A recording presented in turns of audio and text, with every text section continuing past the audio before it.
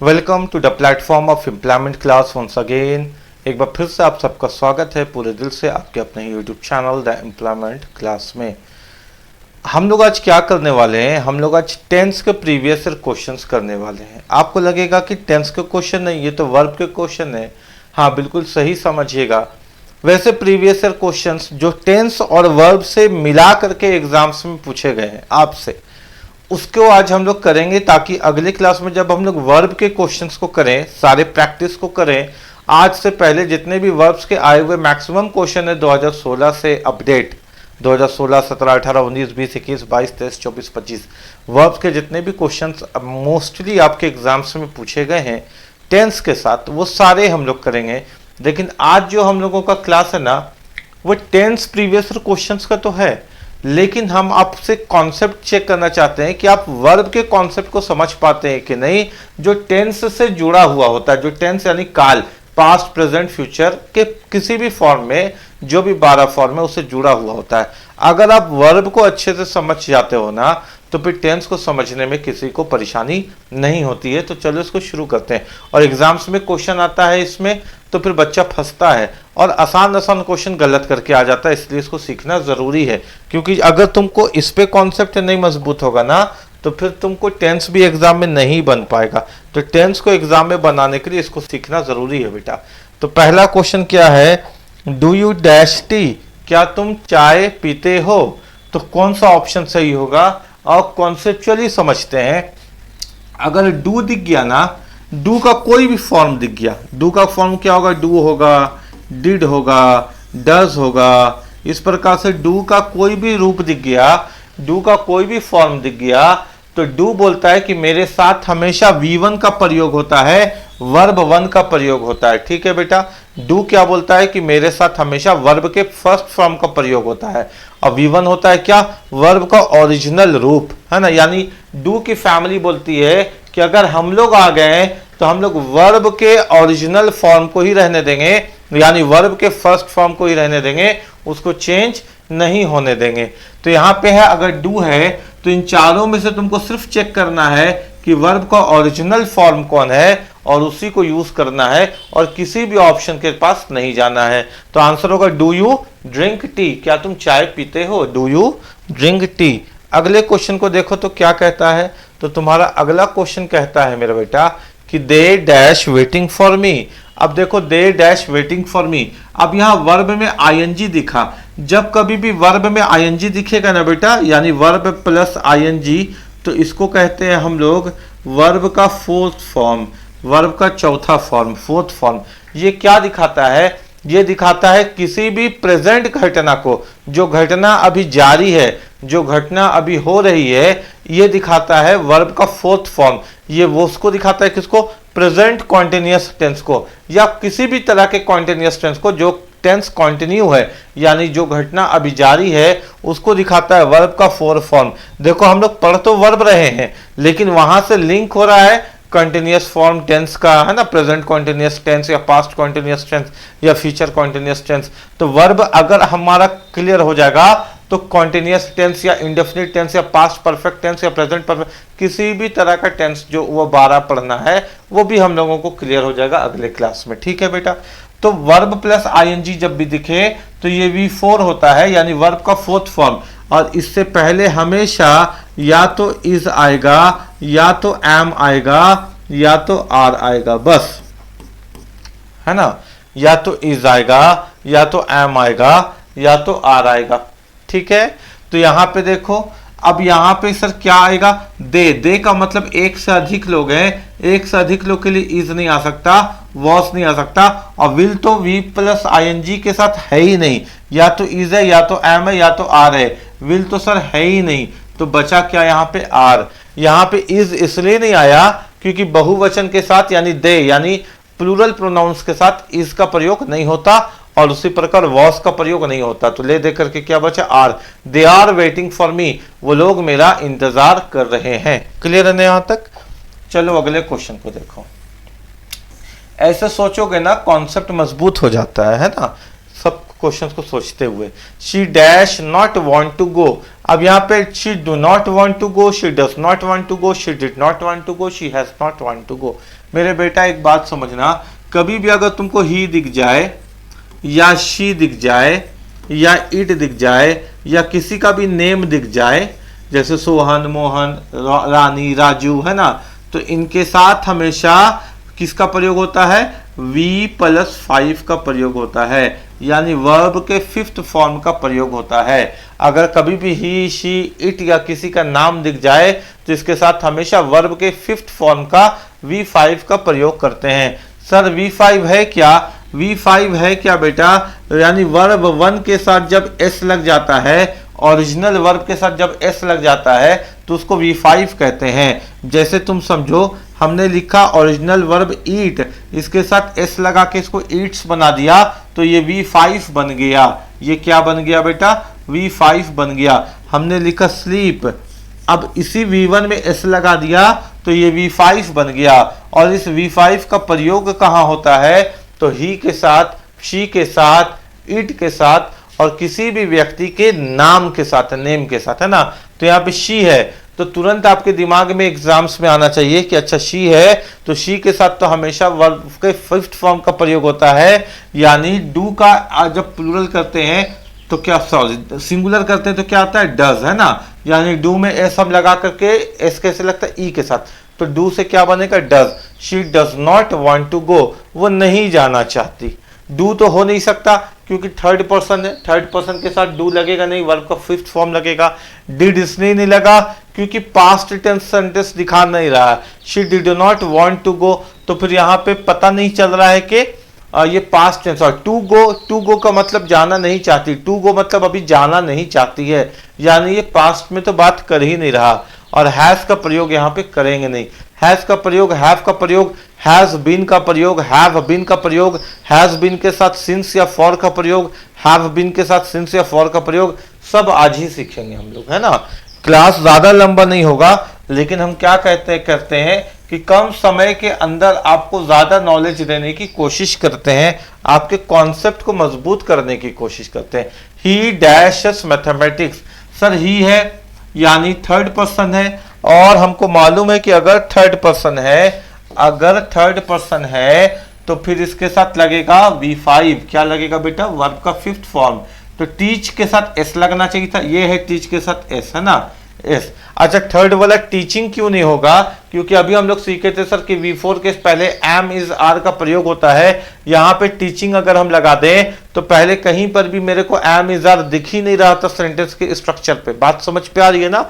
और टाउट इसलिए नहीं होगा कि टाउट अस मैथमेटिक्स, देखो टाउट है वर्ब का टीच, है ना, टाउट है ना, वर्ब का पुराना फॉर्म। वर्ब का पुराना फॉर्म नहीं लग सकता है वैसी चीज में जिस क्रिया को हम रेगुलर वेस में करते हैं। बात समझ रहे हो ना। उसमें हमेशा वर्ब का ताजा फॉर्म, फ्रेश फॉर्म लगेगा, यानी V1 ही लगेगा। उसमें V2 या V3 के पास हम लोग जा ही नहीं सकते, है ना। V2 का मतलब होता है जो काम पहले हम लोग कर चुके हैं, और V3 का मतलब होता है जो काम अभी अभी हम लोग कर चुके हैं, वर्ब के थर्ड फॉर्म। अभी उस पर हम लोग नहीं आना चाह रहे, अभी तो वर्ब हम पढ़ा ही नहीं रहे, हम तो टेंस को पढ़ाने के लिए वर्ब का मदद ले रहे हैं। बस मेरे बात को समझना बेटा, किसी भी काम को जो रेगुलर किया जाता है, जिस काम का रूटीन है, डेली रूटीन है, डेली एक्टिविटी है, उसमें या तो V1 लगता है या तो V4 लगता है। किस काम में? जिस काम को हम डेली करते हैं। अब यहां V1 लग ही नहीं सकता था क्योंकि ही, शी, इट या किसी के नाम के साथ हमेशा वर्ब का 4th, अरे गलत, देखो हम थोड़ा सा बेवकूफ़ी भी करती हैं, या तो V5 लगता है ना बेटा, V5 लगेगा या V1 लगेगा। तो ही, शी, इट या किसी नाम के साथ V5 लगेगा, यानी वर्ब 1 के साथ S लगेगा। और ये कब लगता है बेटा? डेली एक्टिविटी वाले में। तो वो हमें मैथमेटिक्स पढ़ाते हैं तो डेली पढ़ाते होंगे, ऐसा थोड़ी कि साल में एक बार पढ़ाएंगे, है कि नहीं, है ना। अच्छा आगे,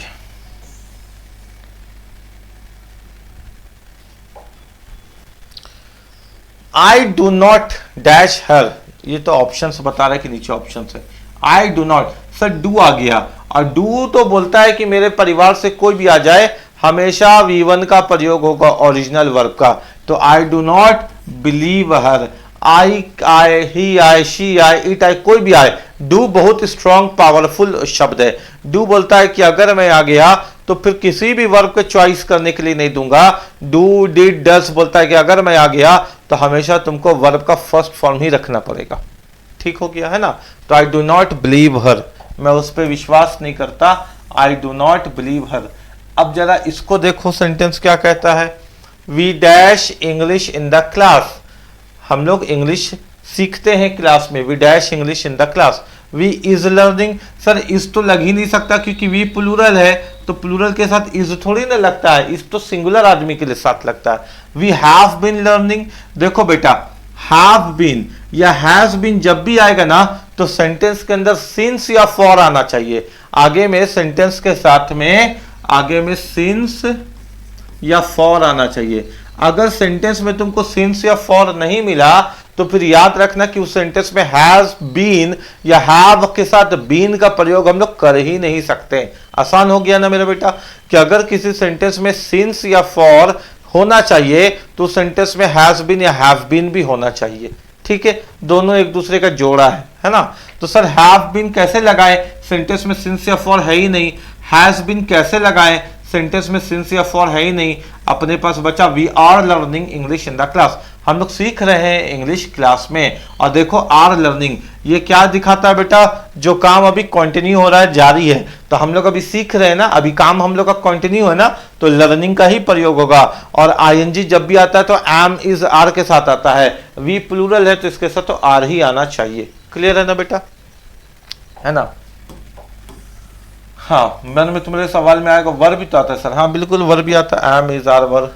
आगे आएंगे, he dashes breakfast at 7 AM, वो कर लेता है अपना नाश्ता सुबह 7 बजे, 7 AM, AM से पता चल गया सुबह है ना, वो करता है सुबह नाश्ता 7 बजे। तो ही टेक, सर यहाँ पे ही है तो थर्ड पर्सन सिंगुलर है तो टेक तो होगा ही नहीं। अब टूक होगा, टेक्स होगा, टेकन होगा। हमने बताया है बेटा, जो काम डेली रूटीन में होता है, जो काम आप डेली करते हैं, जो काम डेली रूटीन में होता है, उसके लिए हम लोग V1 या V5 का प्रयोग करते हैं। अभी अभी हमने आपसे इस बात की चर्चा की थी, जो काम हम लोग डेली करते हैं उसके लिए हम लोग V1 या V5 की यूज करते हैं। तो मेरा बेटा वो सुबह 7 बजे नाश्ता कर लेता है, तो बताओ ना मेरा बेटा कि ये क्या है, ये इसका डेली रूटीन है कि वो सुबह 7 बजे नाश्ता करता है ना। और डेली रूटीन के साथ V1 या V5 लगेगा। ही बताता है कि V1 का तो प्रयोग कर ही नहीं सकते हैं, तो यहाँ पे लगाना होगा takes. He takes his breakfast at 7 AM, बाकी कोई भी ऑप्शन नहीं लग सकता डेली रूटीन के साथ। एकदम आसानी से समझ में आ रहा है ना, क्लियर है ना। ऐसे इंग्लिश कभी समझे थे क्या, इतना आसानी तरीके से इंग्लिश कभी कॉन्सेप्ट में आया था दिमाग में क्या? अब तो समझ में आ रहा है ना कि कैसे इंग्लिश बनता है। तो फिर अगर तुम हमारे चैनल में नए हो तो अब तो हम डिजर्व करते हैं ना कि तुम सब्सक्राइब कर दो मेरे चैनल को, क्योंकि तुमने कंटेंट को देखा। हमने शुरुआत में तो ये बात ही नहीं की थी। और वीडियो को लाइक करना है, दोस्तों के बीच शेयर भी करना है, लेकिन अभी पूरा पढ़ लो पहले। It dash since last night, sir since या फॉर आ गया तो इसका मतलब है हैज बीन या हैव बीन का प्रयोग होगा, है ना बेटा। हैज बीन या हैव बीन का प्रयोग होगा। सिंस या फॉर दिखे तो हैज बीन या हैव बीन का। तब सर यहाँ पे हैव बीन रेनिंग भी है, हैज बीन रेनिंग भी है, ये नहीं हो सकता, ये नहीं हो सकता, क्योंकि सिंस या फॉर है। तो मेरे बात को समझोगे, ही, शी, इट या किसी के नेम के साथ क्या आता बेटा, वर्ब का फिफ्थ फॉर्म आता। वर्ब का फिफ्थ फॉर्म क्या होता बेटा, जिसके V1 में S लगा हुआ होता, V1 में S लगा हुआ होता। क्या लगा हुआ होता मेरा बेटा, S लगा हुआ होता है, ठीक है। जैसे गो का क्या बन जाएगा, तो गोस बन जाएगा। डू का क्या बन जाएगा, तो डस बन जाएगा। ईट का क्या बन जाएगा, तो ईट्स बन जाएगा। प्ले का क्या बन जाएगा, तो प्लेस बन जाएगा। उसी प्रकार देखो यहाँ पे गौर करो, अगर तुम गौर करोगे ना तो ही, शी, इट या किसी के नेम के साथ V5 आता है। V5 को पहचानते कैसे मेरा बेटा, उसके अंत में हमेशा तुमको S मिलेगा। यानी यहाँ पे अगर इट है, अच्छा इट को यहाँ प्रयोग किया है ना, इट है, अगर यहाँ पे इट है यानी इसके बाद जो भी वर्ब मिलेगा वो V5 मिलेगा, और V5 को पहचानते कैसे कि उसके अंत में S मिलेगा, तो हैव तो हो ही नहीं सकता। ये रहा अपना आंसर, प्यारा सा S। तो इट हैज बीन रेनिंग, है ना, it has been raining since last night. अगर मन में सवाल आ जाए कि सिंस का प्रयोग कहाँ होता और फॉर का प्रयोग कहाँ होता, तो याद रखना फॉर के साथ तुमको डायरेक्ट नंबर दिखता है, डायरेक्ट नंबर दिखता है, और सिंस के साथ तुमको एक काल दिखता है, एक पूरा पीरियड दिखता है, एक काल दिखता है, या डे दिखता है, या डे दिखता है ना। सिंस के साथ पूरा एक काल दिखता है या दिन दिखता है, मंडे ट्यूसडे वेडनेसडे ऐसे। और फॉर के बाद तुमको नंबर दिख जाएगा 2 3 4 5 6 7 ऐसे। ठीक हो गया बात, है ना। ज्यादा टेंशन लेने का तो है ही नहीं इंग्लिश में। आगे आते हैं, तो सिंस और फॉर में अगर कंफ्यूजन होता तो वैसे क्लियर करते हैं। We dash this movie, we हम लोग इस मूवी को क्या किए, देख चुके हैं। We have seen, we had seen, we have seen, we is seen. सर वी के साथ तो इज आ ही नहीं सकता, है ना। अच्छा, वी हैज सीन, वी के साथ तो हैज आ ही नहीं सकता। हैज तो आता है किसके साथ, ही, शी, इट या किसी के नाम के साथ। हैज हमेशा सिंगुलर पर्सन के साथ आएगा, ये तो सिंगुलर है ही नहीं। वी का मतलब हम लोग, we had seen, we have seen. देखो मेरा बेटा, हैव का मत का प्रयोग कब करते हैं, हैव बीन अगर रहता, ये बीन रहता तो आगे में सिंस या फॉर का प्रयोग करते हैं, ठीक है। लेकिन अगर केवल हैव है और इसके साथ V3 है, यहां लिख देते हैं, है ना, यहां अगर हैव है, हैव के साथ V3 है। V3 क्या होता है बेटा, जिसके अंत में डा या ना का उच्चारण ना जाए। V3 होता है जिसके अंत में डा या ना का उच्चारण ना जाए। तो हम क्या कहना चाहते हैं आपको, हम यह कहना चाहते हैं कि हैव और हैव के बाद में हमेशा वर्ब का थर्ड फॉर्म यूज होता है। हैज और हैव के साथ हमेशा वर्ब का थर्ड फॉर्म यूज होता है। वर्ब के थर्ड फॉर्म को ऐसे पहचानते हैं कि उनके साथ हमेशा आपको डा या ना का उच्चारण दिखेगा। जैसे अगर हम V3 का एग्जाम्पल लिखें तो देखिए, लाफ्ड, है ना, ईडी आया, या स्पोकन, ना का उच्चारण आया, यहां डा का आया, यहां ना का उच्चारण आया, ठीक है, इस प्रकार से। और इससे पहले हमेशा आपको हैव मिलेगा। इसका मतलब क्या होता है, इसका मतलब होता है चुका, चुके, चुकी, ठीक है।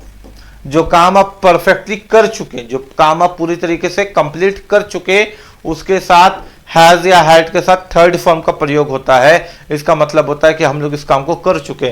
तो we have seen this movie, हम लोग इस मूवी को देख चुके, हम लोग इस फिल्म को देख चुके। जैसे आपसे कोई पूछेगा कि अरे अभी हाउसफुल 5 लगा हुआ है, बहुत मस्त मूवी है, चल ना देखने के लिए, तो आप उसको क्या जवाब दीजिएगा, हम देख लिए थे, नहीं, हम देख चुके, हम देख चुके। तो चुका चुकी के साथ जब प्रयोग करते हैं तो हम लोग वहां पे हैज या हैड के साथ वर्ब का थर्ड फॉर्म का प्रयोग करते हैं। और मेरा बेटा यहाँ पे we have seen this movie होगा, है ना, वी हैड सीन नहीं होगा, वी हैव सीन, क्योंकि हैज या हैव हमने बोला चुका चुकी के लिए।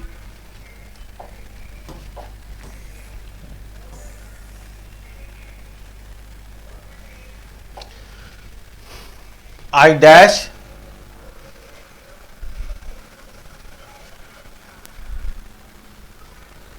dash the novel in one night.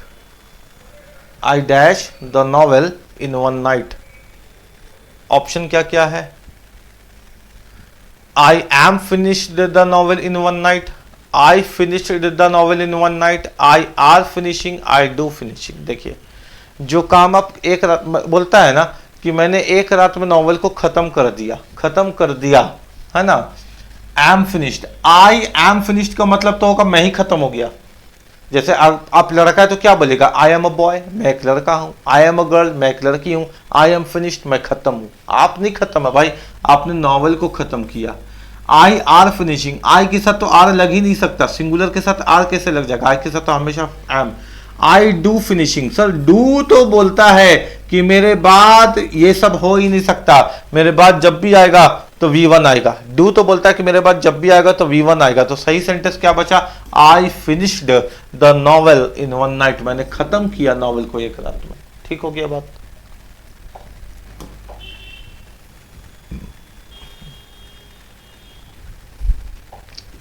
आइए इस पे choose the correct sentence. Fill-ups तो हो गया ना बेटा, अब देखना है इसमें से सही वाक्य कौन है, सही सेंटेंस कौन है, और इसको आपको सेलेक्ट करना है, चूज करना है। आता है ना एसएससी पे ऐसे सवाल, चलिए बनाते हैं।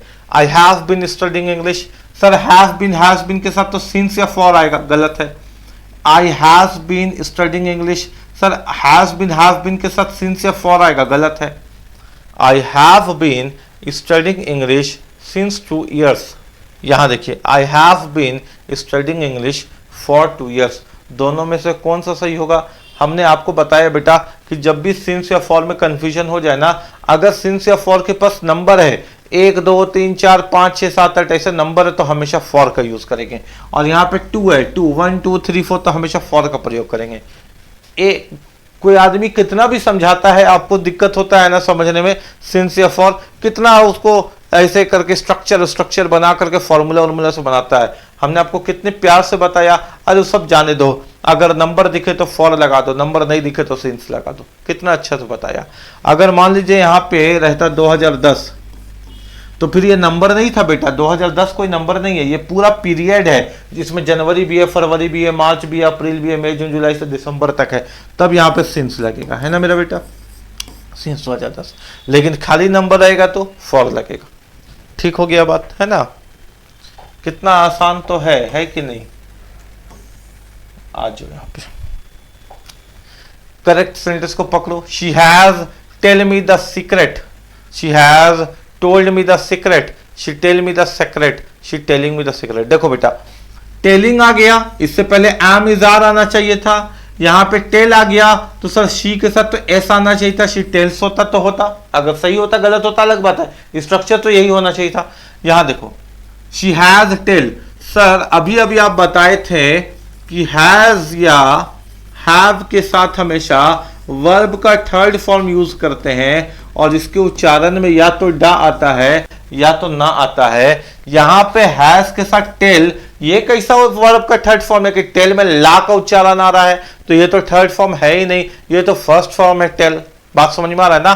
तो हैज के साथ कभी भी टेल का प्रयोग नहीं होगा। सी हैज टोल्ड, डा का उच्चारण, वर्ब का थर्ड फॉर्म, हैज के साथ वर्ब का third form. She has told me the secret, उसने मुझे अपना राज बता दिया। ठीक है, she has told me the secret. आ जाओ आगे।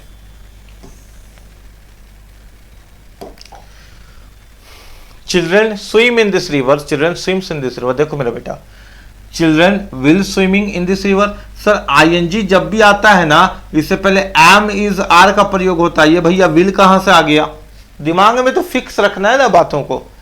चिल्ड्रन इज स्विमिंग, सर इस कब लगता है? एक आदमी के लिए, इस ए लगता है एक आदमी के लिए। यहां चाइल्ड थोड़ी है एक बच्चा, चिल्ड्रन है एक से अधिक बच्चा, तो एक से अधिक बच्चा के लिए इस कैसे लगा देंगे? Children swims in this river, S कब लगता है सर? एस कब लगता है? यानी वर्ब के साथ एस कब लगता है? यानी ये V4 कब, V5 कब बनता है सर? जब यहां पे ही होता है, शी होता है, इट होता है, या किसी का नाम होता है, तब हम स्विम से स्विम्स बनाते हैं। इसका मतलब ये हुआ सर, इससे पहले हमेशा सिंगुलर होना जरूरी है। क्या होना जरूरी है? सिंगुलर, एक आदमी एक आदमी एक आदमी एक आदमी। तो यहाँ पे चिल्ड्रन एक से अधिक हो गए ना सर, तो ये गलत हो गया। सही क्या है? Children swim in this river, बच्चे तैरते हैं इस नदी में। और यहाँ पे स्विम क्यों होगा? आराम से प्यार से क्यों लिख दिए बेटा? क्योंकि डेली एक्टिविटी है, बच्चे तैरते हैं इस नदी में। डेली एक्टिविटी के साथ या तो V1 या तो V5। V5 तो लग ही नहीं सकता क्योंकि एक से अधिक बच्चा है, और V5 लगता है ही, शी, इट या किसी के नाम के साथ। आ जाओ आगे। She is not done any work, उसने कोई काम नहीं किया। She is not done, she के साथ इज लगा देंगे तो ये खुद काम हो जाएगी। जैसे शी इज अ टीचर, वो एक टीचर है। शी इज एन इंजीनियर, वो एक इंजीनियर है। शी इज नॉट डन, वो नहीं है। ऐसा तो हो ही नहीं सकता ना।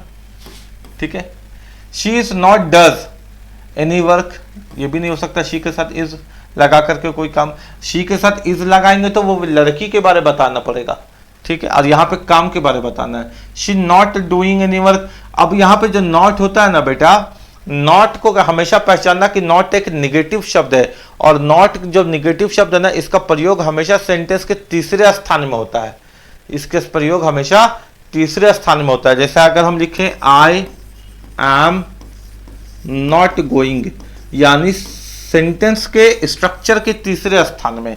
जैसे हम यहां पे लिख देंगे I and you are not going, तो आप बोल सकते हैं ना कि सर अभी तो आपने कहा कि तीसरे स्थान में होगा, तो ये चौथे स्थान में कैसे आ गया?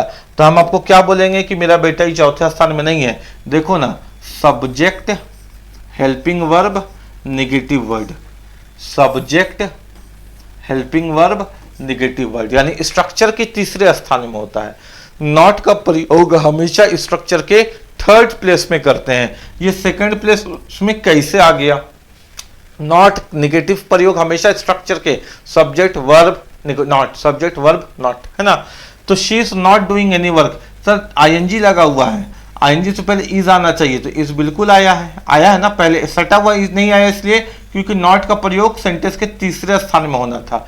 तो she is not doing any work, वह कोई काम नहीं कर रही है, she is not doing any work. बात समझ में आ रहा है ना? एक एक बात को एकदम नोट्स बनाइएगा ना, नोट्स बनेगा। एग्जाम निकालना है ना, ठीक है, एग्जाम पास करना है तो आपको नोट्स बनाना पड़ेगा, ठीक है।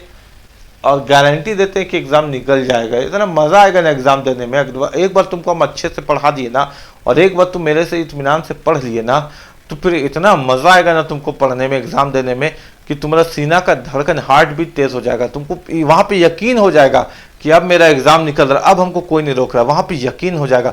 मतलब कंप्यूटर के ऊपर तुम बैठा रहेगा ना बेटा, एक दिन आने वाला है तेरे जिंदगी में कि तुम वहां पे बैठा हुआ है एग्जामिनेशन हॉल में, और एग्जाम खत्म होने वाला है, तेरा सीना का धड़कन तेज होने वाला है, तेरा हार्ट भी तेज होगा, सांस फूलने लगेगा कि खुशी से चिल्ला दे ऐसा लगने लगेगा कि एक एक क्वेश्चन पढ़ा हो। क्योंकि हम लोग जब एग्जाम दिए हैं ना, एग्जाम जब निकलने वाला था ना, उसका जो एहसास होता है ना, बहुत अलग होता है, बहुत ज्यादा अलग होता है ना। तो वहां पे तुमको लगेगा। और तुम कितना बच्चा हमको निकल करके एग्जामिनेशन हॉल पे से निकल करके अपने पापा को पहले फोन नहीं किया, हमको फोन किया कि सर आप जो पढ़ाए थे वो मेरा फायदा कर गया, हम आपको लिख करके देते हैं कि मेरा एग्जाम निकल जाएगा। हमको बोले मालूम था बेटा कि एग्जाम निकल जाएगा, और आज वो कहाँ न कहाँ पोस्टिंग में है ही, बहुत बच्चा है ना। तो तुम भी पोस्टिंग में रहेगा। हम लोग जिंदगी भर काम ही यही किए, जिंदगी भर काम ही यही किए, सिलेक्शन दिलाने का। कभी फालतू बात नहीं किए, कभी फालतू चीज नहीं पढ़ाए, बहुत ईमानदारी से पढ़ाएं। जो आता है वही पढ़ाएं, और जितना आता है उतना पढ़ाएं। और ये कितना आता है कि एग्जाम 4-5 बार निकाल चुके, तुमको भी 1-2 बार निकलवा ही देंगे, है ना। तो चूज द करेक्ट सेंटेंस, सही सेंटेंस को चुनना है। They were listening to the commentary on the radio, वो लोग कमेंट्री को सुन रहे हैं रेडियो में। They had been listening on the commentary, been, sir been अगर आ गया तो सिंस या फॉर आना चाहिए, है ही नहीं सिंस या for. They will have been listening to the commentary on the radio, been आ गया तो सिंस या फॉर आना चाहिए, नहीं है। दे वॉज, दे के साथ वॉज कैसे लगेगा सर? वॉज तो सिंगुलर पर्सन के लिए लगता है, और यहाँ तो एक से अधिक लोग हैं, खत्म, एक ही है। They were listening to the commentary on the radio, was का प्लूरल होता है वर, वो लोग सुन रहे थे कमेंट्री रेडियो में, है ना बेटा। दे वर लिसनिंग। आ जाओ क्वेश्चन में, ठीक है, बस नोट्स बनाते चलना। माई मदर इज बीइंग नैरेटिंग, अब मेरे बात को समझो बेटा। बीइंग, बीइंग जब भी दिखेगा ना तुमको तो हैव की तरह ही होता है ये। इसके बाद हमेशा वर्ब का थर्ड फॉर्म आना चाहिए। वर्ब का थर्ड फॉर्म बोले तो डा या ना का उच्चारण, ठीक है, डा या ना का उच्चारण। तो बीइंग नैरेटिंग आईएनजिंग नहीं हो सकता 2 बार। इंग्लिश को रेपिटेशन पसंद नहीं है, जैसे बेबी को बेस पसंद नहीं है ना, इंग्लिश को रेपिटेशन पसंद नहीं है। इंग्लिश, कोई भी भाषा को, केवल इंग्लिश को नहीं, कोई भी भाषा एक एक्टिविटी को या एक स्ट्रक्चर फॉर्म को 2 बार लगातार नहीं दोहराता है बिना फुल स्टॉप या कॉमा के। तो जैसे नाउन अगर हम लिख रहे हैं, बस, बस के बाद ट्रेन लिख रहे हैं, तो बस और ट्रेन 2 नाउन हो गए, 2 मीन्स ऑफ ट्रांसपोर्ट हो गए, तो वहां पर भी बीच में कॉमा देना पड़ता है, क्योंकि 2 सेम तरह की चीजों को इंग्लिश या कोई भी भाषा दोहराता नहीं है। हिंदी में भी बात करें तो आम के बाद केला लिख रहे हैं तो आम केला नहीं लिख सकते, आम कॉमा केला लिखना पड़ता। तो ये भाषा की खूबसूरती है। तो यहाँ पर भी अगर आईएनजिंग 2 बार है तो ये गलत हो जाएगा। बात समझ में आ रही है क्या? आगे देखते हैं। My mother have been, been दिखा सर, सिंस या फॉर है क्या? नहीं है। My mother will narrating, ING दिखा सर, आईएनजी से पहले विल आता है क्या? नहीं आता, एम इजाल होता है। ऐसे धज्जी उड़ाना है क्वेश्चन का, देख रहा है ना, कॉन्फिडेंस आ गया ना तेरे मन में। My mother is narrating, ING से पहले इज आता है क्या? हाँ सर एकदम आता है। My mother is narrating me story, मेरी मम्मी मेरे लिए कहानी बता रही है। ठीक है, समझ में आ रहा है आपको सेंटेंस? क्वेश्चन समझ में आ रहे हैं सारे? यहाँ देखिए, you will disturbing everyone in the class, disturbing में आईएनजी है सर, आईएनजी से पहले विल आता है क्या? नहीं आता, खत्म। You were being disturbing everyone, sir being में आईएनजी है, यहाँ पर भी आईएनजी है, आता है क्या? नहीं आता सर, बीइंग के बाद तो V3 आता है। हर ऑप्शन का सही तुमको समझ में आ जाएगा, अब तुक्का लगाने का जरूरत नहीं है। कैसे करते थे बेटा? पढ़ते थे, पढ़ने के बाद जो अच्छा लगता था उसको करके एग्जाम से आ जाते थे। ऐसे अच्छा पूरा करने का जरूरत नहीं है एग्जाम में, कॉन्सेप्ट समझना है। You had disturbing everyone in the class, तुम you had, sir had disturbing, had के बाद तो V3 आता है ना, ये V3 है ही कहाँ? ये V3 है ही कहाँ? हैज और हैड के बाद तो वर्ब का थर्ड फॉर्म आना चाहिए था। यू वर डिस्टर्बिंग, आईएनजी से पहले इज, एम, आर या वर, बिल्कुल सही है। ठीक है, is am are were, is am are were, या वॉज भी, या वॉज भी। इसका प्लूरल आर, वॉज का प्लूरल वर, और एम तो एम ही है ना। You were disturbing everyone in the class, तुम डिस्टर्ब कर रहे हो सब कुछ को क्लास में।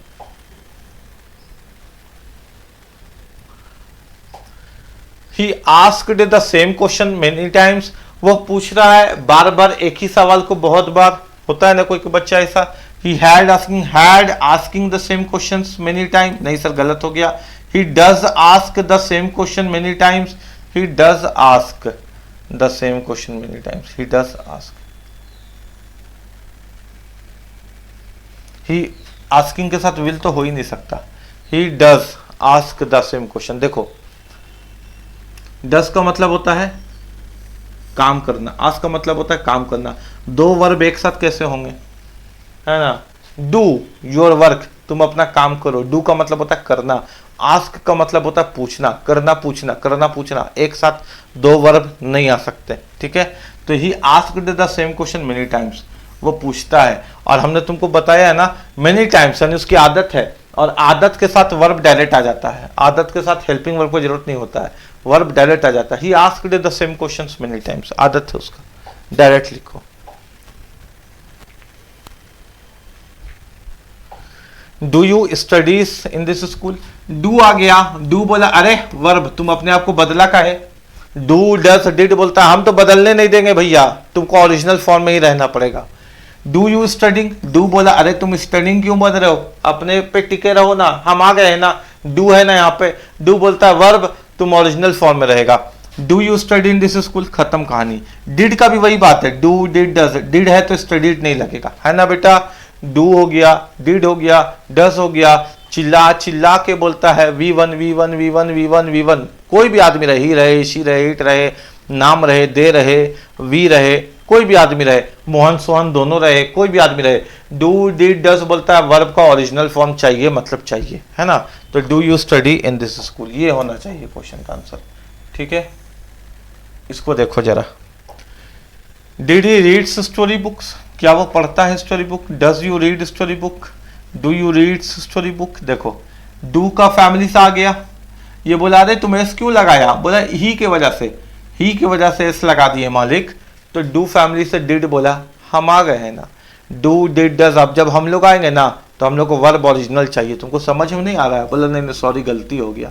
ये बोला does you read story books, अब देखो डज का प्रयोग कहाँ होता है, यू के साथ तो होता ही नहीं है, ही के साथ होता है, शी के साथ होता है, इट के साथ होता है, किसी के नाम के साथ होता है, यानी थर्ड पार्टी के साथ होता है। यू तो सेकंड पार्टी है, सेकंड पार्टी के साथ डज कैसे लग सकता है। डू यू रीड्स, बोला एस क्यों लगाया, हम है तो, बोला गलती हो गया, गलती हो गया।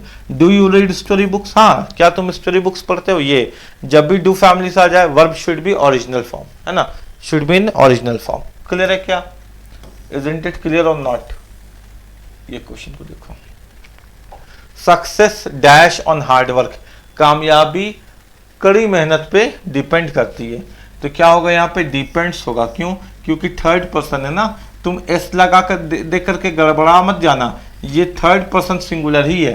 कामयाबी डिपेंड्स करती है हार्ड वर्क में, success depends on hard work, ये थर्ड पर्सन सिंगुलर है, और सिंगुलर के साथ V5 का प्रयोग होता है। कामयाबियां थोड़ी बोल रहा है, द सक्सेस थोड़ी ना है, सक्सेस है, success depends on hard work. उम्मीद है कि यहाँ तक तुमको चीज़ें बहुत अच्छे से समझ में आई होगी। कॉन्सेप्ट एकदम अच्छे से क्लियर हुआ होगा। अगले क्लास में इसको कंटिन्यू करेंगे। अगर तुम्हारा इस वीडियो में सपोर्ट मिला, यानी हमको लगा कि हाँ तुमने इसका फ़ायदा उठाया, तुमने इससे सीखा, तुमने इससे अच्छे से कॉन्सेप्ट अपने क्लियर किया, तुम तैयार हो रहे हो एग्ज़ाम्स को क्रैक करने के लिए, तो फिर हम इससे अच्छा कंटेंट लेके आएंगे। अब एक बार अपने दिल में हाथ रखो और सोचो कि जहाँ तुम क्लास करते हो, वेयर एवर यू स्टडी, जहाँ भी तुम क्लास करते हो, तुमसे फीस लेने के बावजूद भी तुमको टेंस इस तरह से समझाया है क्या, वर्ब के मदद से इतने अच्छे से कॉन्सेप्चुअली क्लियर किया है क्या? वो लोग करता क्या है, हकीकत बता रहे। तुम बोलोगे कि आप क्यों ऐसा बोल रहे हैं? इसलिए ऐसा बोल रहे हैं क्योंकि तुम्हारे पापा का हार्ड अर्न मनी है और तुम्हारी मम्मी का ड्रीम है तुम्हारे ऊपर, है कि नहीं बोलो? तो अगर कहीं गलत जगह पे जा करके पैसा फंसा करके टाइम वेस्ट हो रहा है और पढ़ने की इच्छा ही जाहिर नहीं हो रही है, तो फिर वहाँ पैसा और समय दोनों बर्बाद करने से अच्छा है कि कोई मास्टर खड़ा होकर के बता दे अपने से छोटे कम उम्र के बच्चों को, कि जो बच्चे अभी कम उम्र के हैं और उनको लगता है कि कंटेंट जो वो सीख रहे हैं उतना ही है। नहीं बेटा, वैसा नहीं है बात। कंटेंट ऐसे होता है, सीखा ऐसे जाता है। कॉन्सेप्ट ऐसा क्लियर करना है कि एक एक ऑप्शन से पकड़ में आ जाए कि सही है क्या, गलत है क्या, है ना? तब तो एग्ज़ाम देने में मज़ा आएगा। तो इंतज़ार करो उस दिन का जिस दिन हम लोग अपने कोर्स को कंप्लीट करके एग्ज़ाम्स के हॉल में बैठेंगे। उस दिन तुम देखना कि हमने तुमको क्या गिफ्ट दिया है और हमने तुमको क्या पढ़ाया है। ठीक है, मिलते हैं अगले क्लास में। पढ़ते रहो, बढ़ते रहो, भारत की शान बढ़ाते रहो। जय हिंद, जय भारत।